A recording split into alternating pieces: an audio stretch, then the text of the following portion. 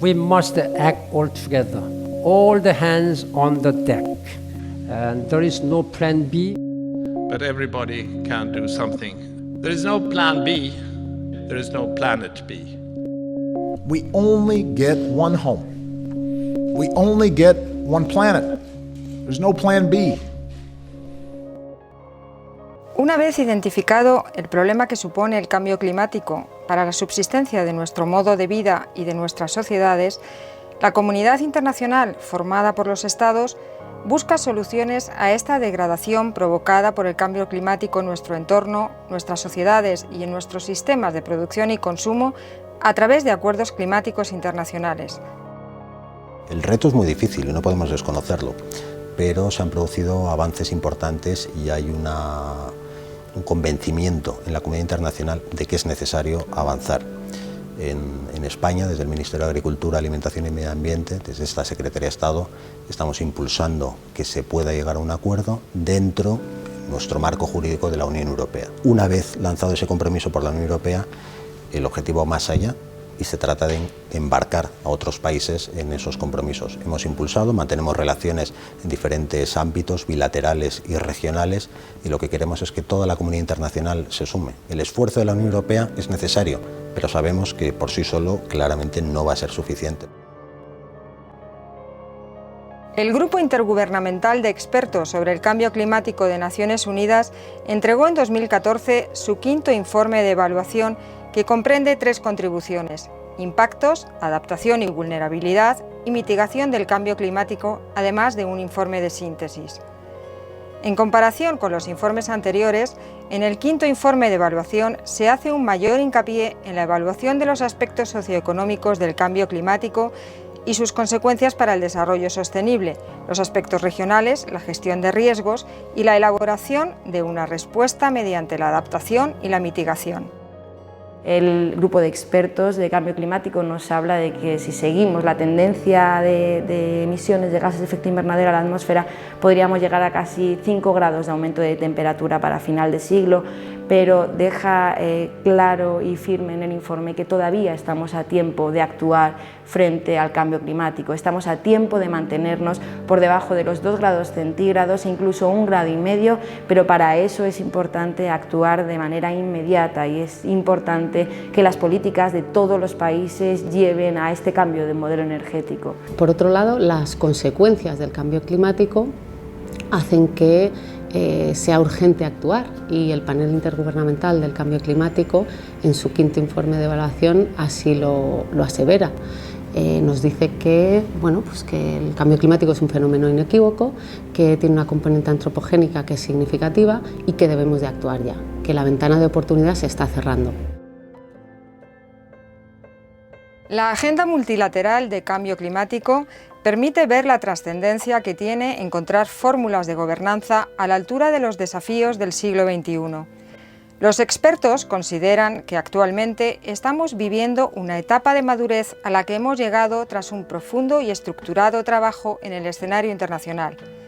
La Cumbre de Copenhague en 2009 nos ha permitido extraer algunas lecciones, tanto para los actores tradicionales como para aquellos que empezaron a asumir dicho protagonismo más recientemente.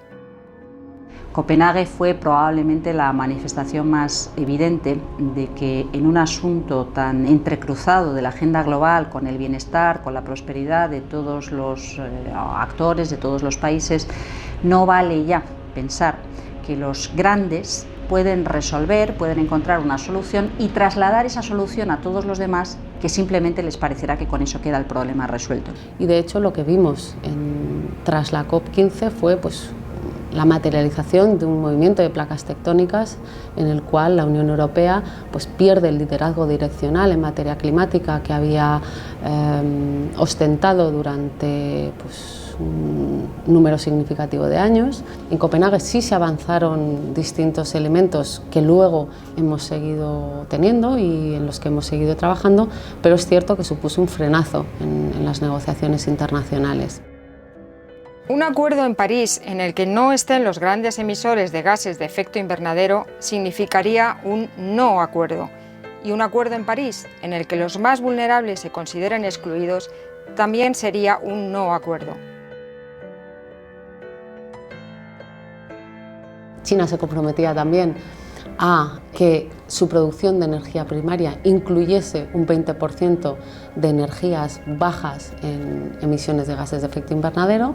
Estados Unidos, por su parte, se comprometía a reducir sus emisiones de gases de efecto invernadero entre un 26% y un 28% en 2025 en relación a sus niveles de emisiones de 2005.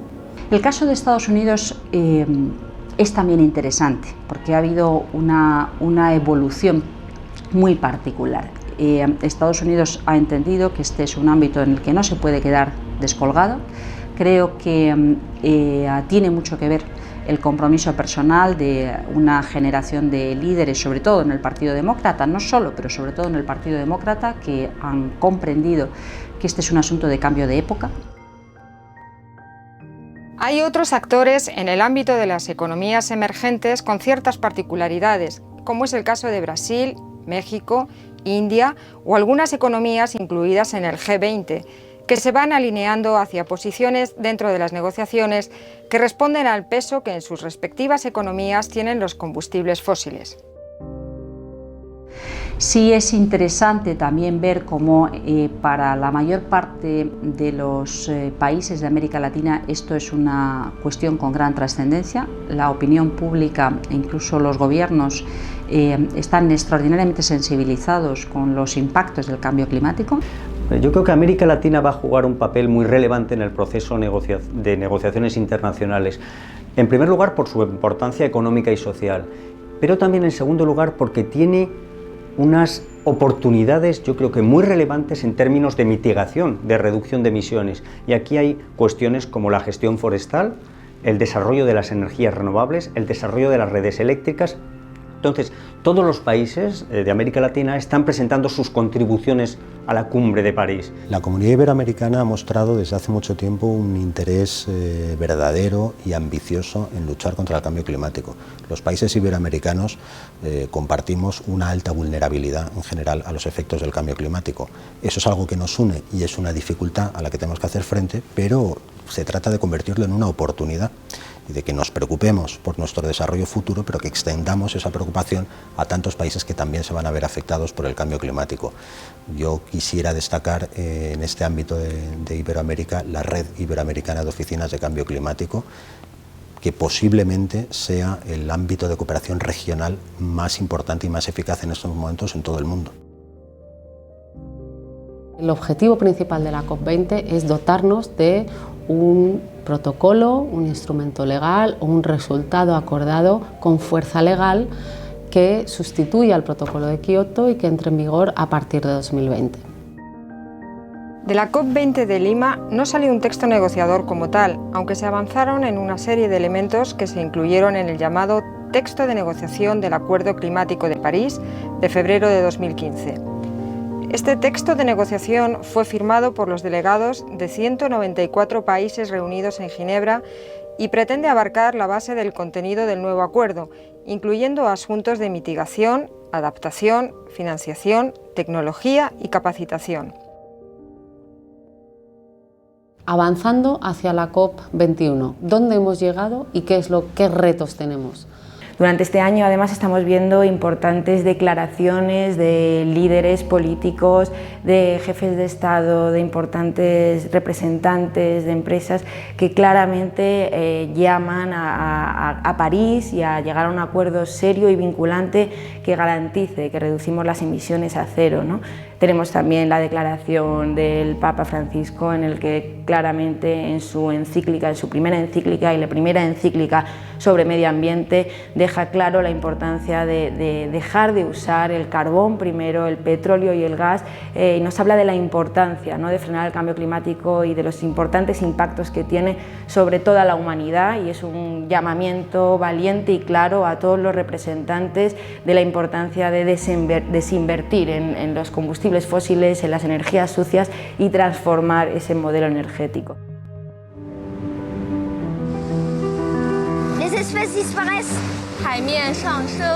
Hombres y mujeres son expulsados de sus casas.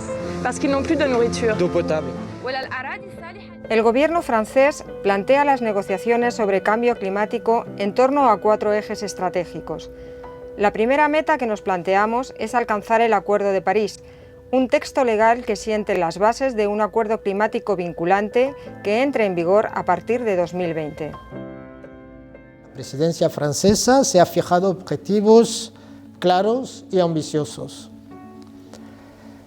Primer objetivo, llegar, por supuesto, a un acuerdo global vinculante en París en diciembre. Si lo conseguimos, será la primera vez que un acuerdo obliga a todas las partes. Clarísimamente lo que esperamos de París es un tratado vinculante, serio, ambicioso para todos los países, donde desde luego Estados Unidos, China y Europa tienen que ir con sus mayores compromisos y nivel de ambición para reducir las emisiones de gases de efecto invernadero, y ese tratado tiene que marcar claramente el fin del petróleo, del gas y del carbón, y que para el año 2050, algo que actualmente está escrito en el texto de negociación, las emisiones de gases de efecto invernadero van a reducirse a cero y que el modelo energético va a transformarse hacia uno basado 100% en energías renovables. La Agenda de Soluciones es un área completamente novedosa en las negociaciones de cambio climático y se espera atraer con ella a todos las partes implicadas que no están negociando el acuerdo de cambio climático. Estamos hablando de los alcaldes, de la sociedad civil y de las empresas. La Agenda de Soluciones surge en la Cumbre de Naciones Unidas de septiembre de 2014 y de ahí lo cogen, ¿no?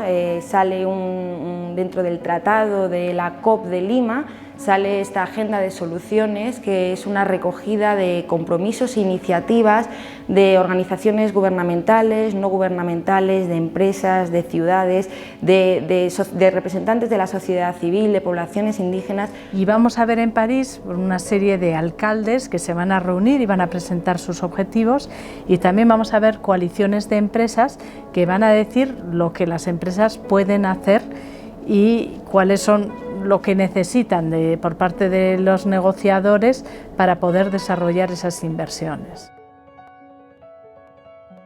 Hoy en día el 50% de la población mundial vive en ciudades. La tendencia hacia la urbanización es una tendencia creciente. Entre 2/3 y 3/4 de las emisiones de gases de efecto invernadero y del consumo energético ocurre en ciudades. Es decir, que las ciudades son el centro de las emisiones de gases de efecto invernadero. En las ciudades se produce también un fenómeno que se llama el Urban Heat Island Effect, es decir, el efecto isla de calor, que supone que las temperaturas en las ciudades son más altas, entre 1 y 10 grados, se dice en los casos más extremos, que en las zonas rurales. Esto quiere decir que cualquier fenómeno de alteración del clima se siente quizá con más intensidad en las ciudades. Pues las empresas lo que quieren es un marco regulatorio estable y a largo plazo que señale que la economía va hacia una economía de baja en carbono. ¿Y esto qué significa? Bueno, significa que se firme un acuerdo en el que las emisiones de gases de efecto invernadero sean cero en este siglo, que no se produzcan más. Sí, las empresas están jugando un papel cada vez más importante en las negociaciones, y yo me atrevería a decir que en la cumbre de París va a ser la primera cumbre en la que formalmente las empresas van a jugar un papel relevante. De hecho, se ha abierto un proceso, que es el proceso Lima-París, por el que se pide a los agentes no gubernamentales, y en concreto a las empresas, que presenten sus compromisos y sus aportaciones al proceso internacional de negociaciones para conseguir el objetivo de los 2 grados centígrados. Y aparte de esto, en la propia cumbre hay un día concreto que se llama el Action Day, que es el 5 de diciembre, en el que las empresas presentarán a la comunidad internacional sus aportaciones en términos de reducción de CO2. Pero para que esto sea una realidad, necesitamos que esas contribuciones que están haciendo los diferentes países se trasladen o se traduzcan en políticas y regulación. Y yo me atrevería a decir que el instrumento fundamental para incentivar las inversiones es poner un precio al CO2. Es fundamental que haya un acuerdo exitoso de cambio climático, que dé una señal clara a la inversión en tecnologías limpias, porque esto le reporta resultados positivos en su cuenta de resultados. Bueno, yo creo que en esta agenda de soluciones precisamente es un intento y un trabajo, ¿no?, por implicar a la sociedad civil en las iniciativas y compromisos que ya se están llevando a cabo y que va a ser un documento base al final para las negociaciones internacionales con los políticos, jefes de Estado, para llevar a cabo un tratado que sea lo suficientemente ambicioso. Europa ha sido durante muchos años el motor de la agenda multilateral de cambio climático y lo ha sido en la medida en que fue capaz de transmitir de manera convincente una visión de futuro y solidaridad con los más vulnerables. Esta visión le permitió liderar las negociaciones de cambio climático durante muchos años. Uno de los temas más importantes del cambio climático es llegar a un acuerdo sobre el mecanismo de gobernanza institucional por el cual se va a regir. Hasta París 2015 hemos desarrollado un régimen único con unos compromisos que se debían supervisar y que parten del Protocolo de Kioto. ¿Cuál será el sistema que va a regir la gobernanza de cambio climático tras la COP21 de París? En París queremos alcanzar un acuerdo que sea vinculante, que sea ambicioso y que de verdad apueste y lance una señal clara por una descarbonización de la economía. Ese es un objetivo irrenunciable para España, para la Unión Europea y para los países iberoamericanos. Evidentemente aquí hay muchas opiniones, hay gente que piensa que esto deberá seguir siendo un tema básicamente multilateral, que es la única forma y que no hay otra alternativa para gestionar este problema. Estos son los multilateralistas, en cambio también hay otro tipo de personas que opinan que es más bien una cuestión que tiene que tratarse entre los principales actores, son los que se llaman los minilateralistas, por ejemplo, creando clubs climáticos, Unión Europea, China, Estados Unidos, los principales emisores. Si queremos una imagen, comentaba hace relativamente poco un responsable de política climática española que pasamos de una orquesta clásica con un director y distintos intervinientes, distintos músicos que siguen las directrices de ese director, a una orquesta de jazz en la cual las distintas partes toman una acción mayor en la ejecución de esa partitura. Ahora bien, consideramos que París debe ser un punto de partida. No se trata de que en París consigamos uno u otro objetivo, sino que pongamos las bases para que la apuesta ya sea irrenunciable. Es importante que eso se traduzca en un compromiso de renovación periódica, de verificación del cumplimiento de los objetivos, de ver si es suficiente para llegar a la meta final de completa descarbonización a finales de siglo y por tanto será necesario asumir esos compromisos de que periódicamente renovaremos y comprobaremos que nuestros esfuerzos son eficaces. Los últimos estudios apuntan a que los compromisos voluntarios en materia de cambio climático presentados hasta el 23 de octubre de 2015 suponen un distanciamiento con los escenarios anteriores. Sin embargo, aun siendo optimistas, si continuamos con el nivel de emisiones de gases de efecto invernadero previsto en los actuales acuerdos para 2030, no alcanzaríamos el reto establecido de limitar el aumento medio de las temperaturas hasta los 2 grados centígrados en relación a la era preindustrial. Notre responsabilité est donc historique, puisque nous sommes la première génération à la fois prendre vraiment conscience du problème, mais nous sommes la dernière génération à pouvoir agir.